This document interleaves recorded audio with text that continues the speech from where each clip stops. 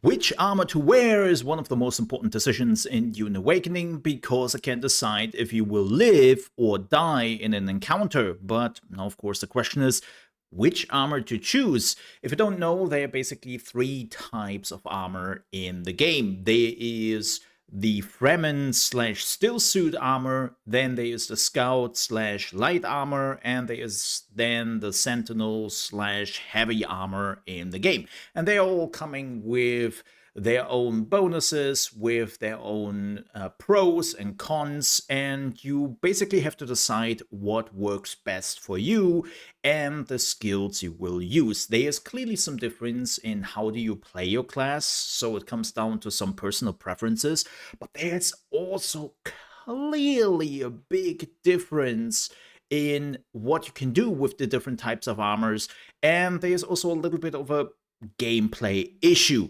So let's talk about the armor to wear, and especially for the mid game, there is some big difference in what you want to use in comparison to the end game. So what do you do? Well, let's talk about the different armor types first, right? We have the Stillsuite, which you are getting early on. And the good thing about the Stillsuite is, of course, it has the highest heat protection in the game and always has a little bit of water carrying with it, so you can just drink it on the way.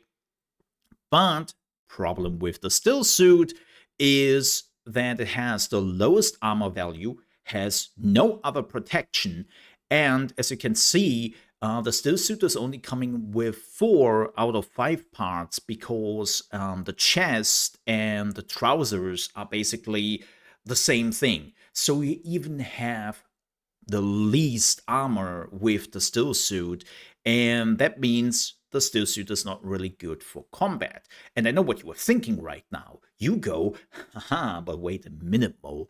I can just run around with a Stillsuite the whole time, and when I'm going into a combat situation, I can just switch over to the other armor, right? Yeah, there is a bit of a problem with that, and we will get to that in a minute, but let's first talk about the other armor pieces, okay? And then we are talking about what to do with different combat situations. So the second armor, which is still giving you a little bit of heat protection, but is already coming with much more armor and of course extra perks, is the light armor. And you can see it right here.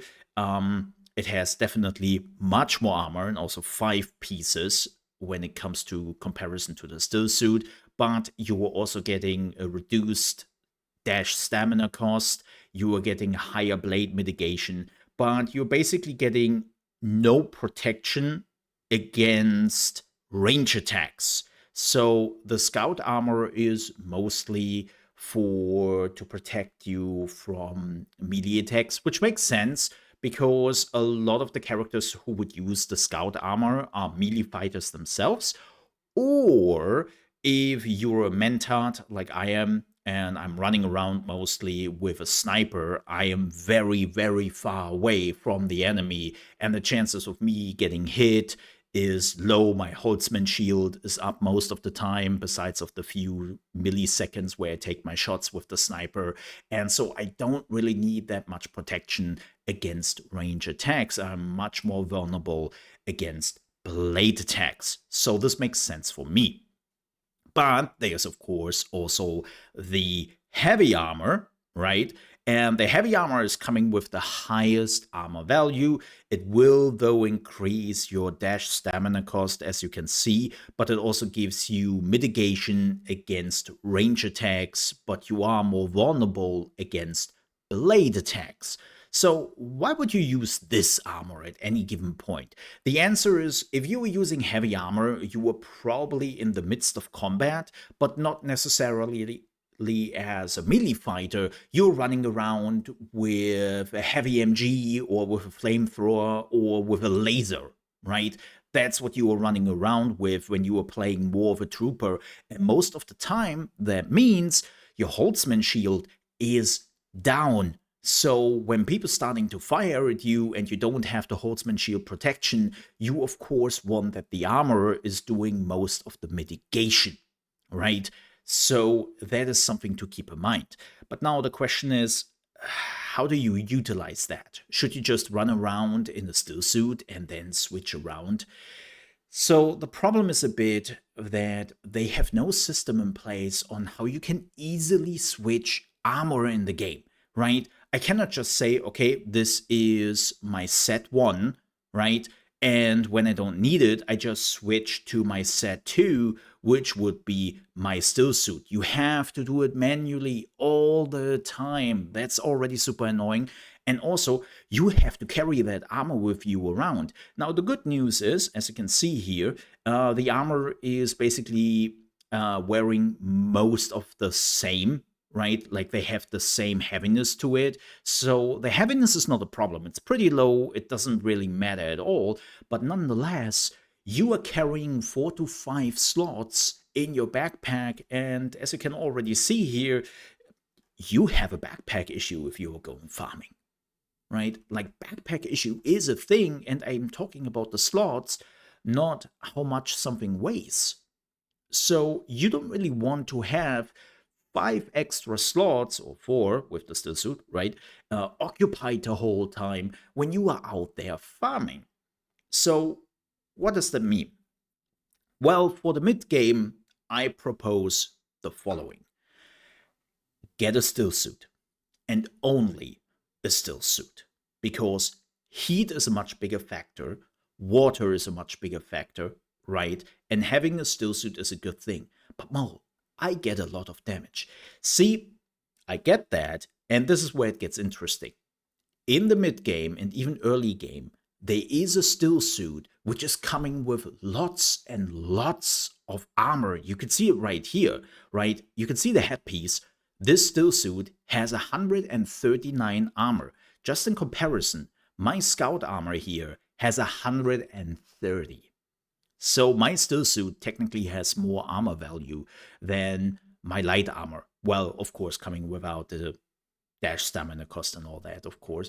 But for most of encounters in the mid to early end game PvE, that is completely enough, especially with a Holtzman shield. That is completely enough. So where do you get those? Relatively simple.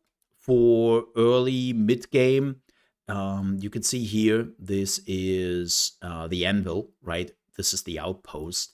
And right here, over the anvil, the Ganima Cavern, there's a chest in there. And this is where I got, I think it was iron.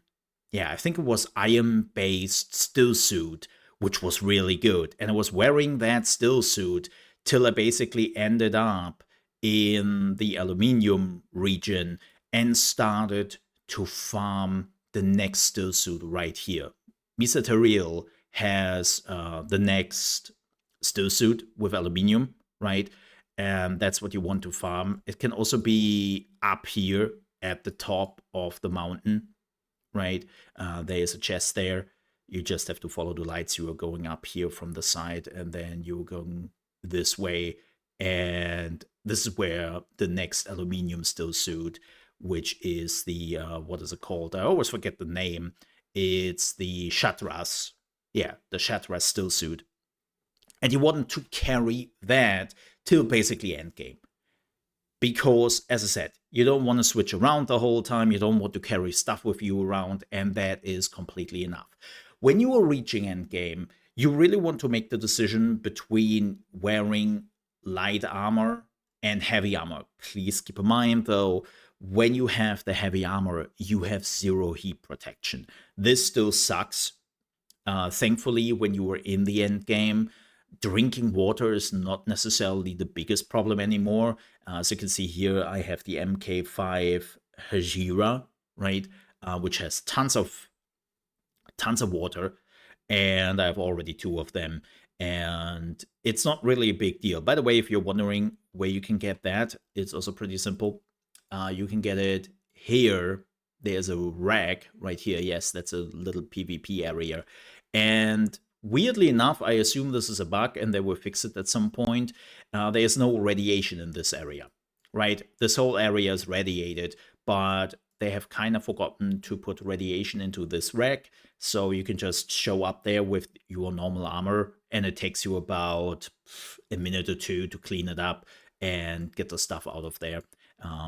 So that's where you can get the water stuff. But yeah, so TLDR, early, mid-game, get the armored Stillsuite. That's enough. That will protect you, especially with the Holtzman shield in place, and especially if you are not like super close to the enemy and you can utilize the Holtzman shield all the time. When you're reaching endgame, you want to make the decision if you want to go scout or heavy, depending your play style. Right? If your Holtzman shield is up most of the time, then you want to go with the light armor. Or if, well, your Holtzman shield is not up all the time, you want to go with heavy and make always sure you have enough water with you. With that said, we're at the end of the video. Thank you so much for watching. If you still have some questions, let me know down below in the comments. And as always, if you enjoyed this video and thought it was helpful, I would appreciate if you leave a like. And also, if you're new to the channel, you want to see more Dune videos, which we already have plenty here on, I would also appreciate if you might consider to subscribe. With that said, thanks so much for watching. Stay safe. Bye-bye.